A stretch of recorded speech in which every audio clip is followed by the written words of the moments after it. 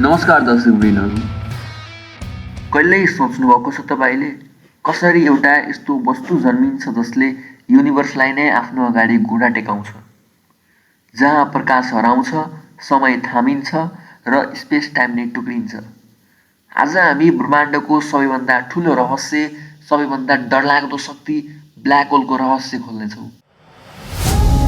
The entire truth, the entire physics from Einstein to Hawking, the mystery of black hole presented.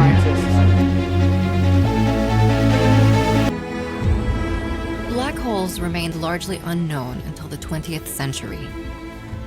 A black hole is a region in space where the force of gravity is so strong not even light can escape. From the outside, you can't tell what is inside a black hole. Black holes haunt our universe, dark centers of gravity that swallow everything in their path. Black hole एउटा mystery हो। Black होलको कथा सुरु हुन्छ सन् 1915 मा आइन्स्टाइनले general theory of relativity प्रस्तुत गर्दा। हो, त्यति बेलादेखि नै ब्ल्याक होलका कन्सेप्टहरू आउन थालिसकेका थिए, तर उसको पहिलो ठोस सैद्धान्तिक प्रमाण चाहिँ आइन्स्टाइन पछि अर्को वैज्ञानिकले दिए। सन् 1916 मा कार्ल श्वार्जचाइल्डले आइन्स्टाइनको समीकरणको एक्ज्याक्ट म्याथमेटिकल सल्युसन निकालेर इभेन्ट होराइजनको अवधारणा पहिलो पटक स्पष्ट पारे। यसलाई आज हामी श्वार्जचाइल्ड सोल्युसन भनिन्छ र यही नै मानव इतिहासको पहिलो प्योर थ्योरिटिकल प्रुफ थियो ब्ल्याक होलको।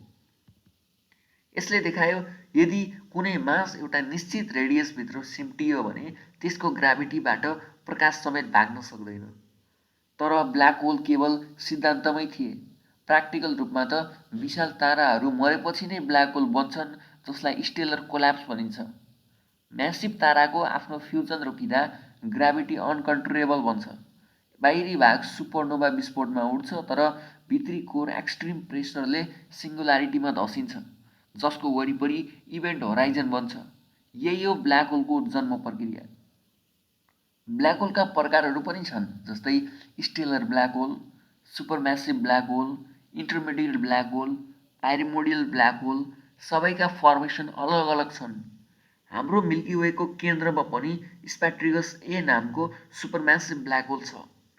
1960 को दशकमा साइग्नस एक्स कन्स्टेलेसनबाट निस्किरहेको एक्स रेले पहिलो पटक प्र्याक्टिकल एभिडेन्स दियो।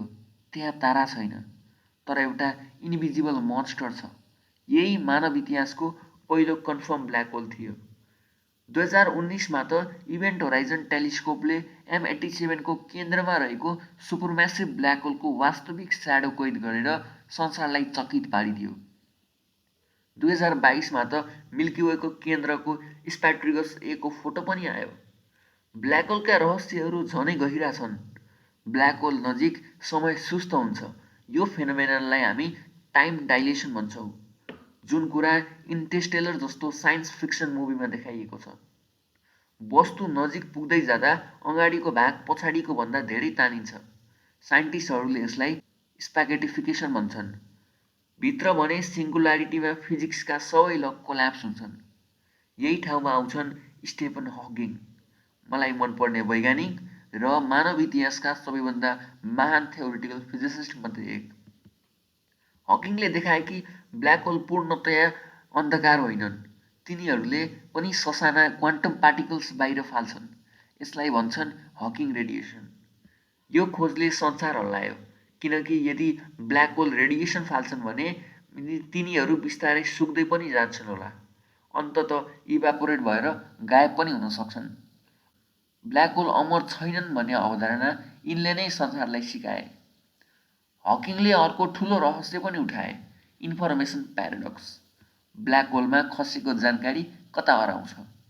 यदि हराउँछ भने क्वान्टम मेकानिक्स भत्किन्छ, यदि हराउँदैन भने जेनरल रिलेटिभिटीको के हुन्छ?